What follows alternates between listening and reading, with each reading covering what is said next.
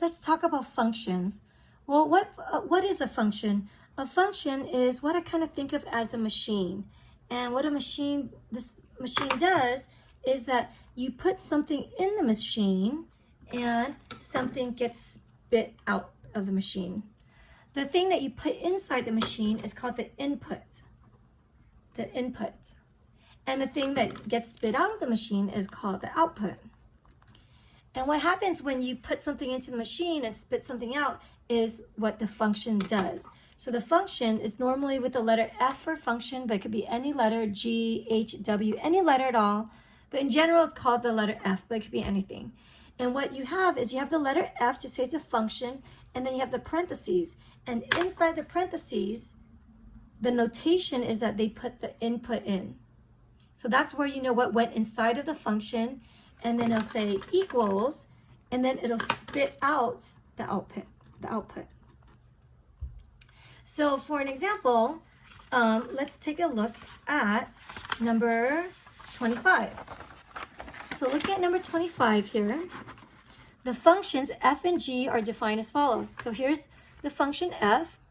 The function f is given to us as this. So here I'm going to write down that in this problem, f of x, sorry, probably can't see that, f of x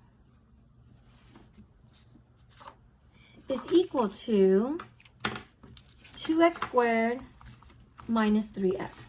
So that's what this problem number 25 says, the first part. And it says find f of negative 3. So find f, and I'm writing it in color code, of negative 3. So this does not mean, be careful, does not mean multiplication, right? So we're so used to whenever we see a parentheses that we think that we multiply. That's not multiplication. This means it's a notation that says f is the function and the negative 3 is the input, and what they're asking us to do is to find out what is the output.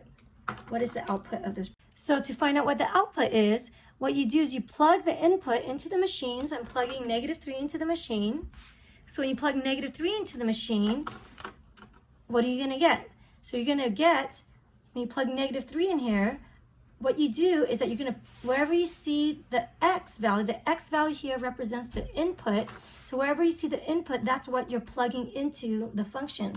So here I have 2x squared, so I'm going to put parentheses, negative 3 squared minus 3 times a negative 3, the input. So as you can see, whenever I saw the input x, wherever I see the input x, that's where I put my negative 3 in. And I make sure I put parentheses around things so I know what it means. It's 2 multiplied by x squared. So 2 multiplied by negative 3 squared minus 3 times 3. So minus 3 times negative 3. So once you correctly put in the input, then you do the calculation. So the calculation here, so remember your order of operations, do you do multiplication first or do you do exponents first? Well, please excuse my dear Aunt Sally, the order of operations, you do exponents first. So when you do exponents first, what's negative 3 squared? Negative 3 squared is negative 3 times negative 3, which will give you 9. So you have 9. So 2 times 9 is 18. And then negative 3 times negative 3 gives you a positive 9. So 18 plus 9 will give us 27. So the answer then to this is that the output of this problem is 27. So here in this problem, we write down that f of negative 3 is equal to 27. 27 is the answer.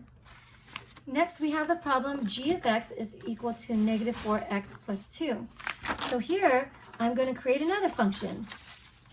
So this is a different machine now. So g of x is equal to negative 4x plus 2. And they ask us to find g of 7. So 7 is the input. So 7 is the number that we're putting into the machine, and we're asking us what is the output. So when you plug the 7 into wherever you see your x, so negative 4 times 7 plus 2, then you can solve for it. So negative 4 times 7 is negative 28 plus 2. Negative 28 plus 2 is negative 26. So here, our answer for this problem is g of 7 is equal to negative 26.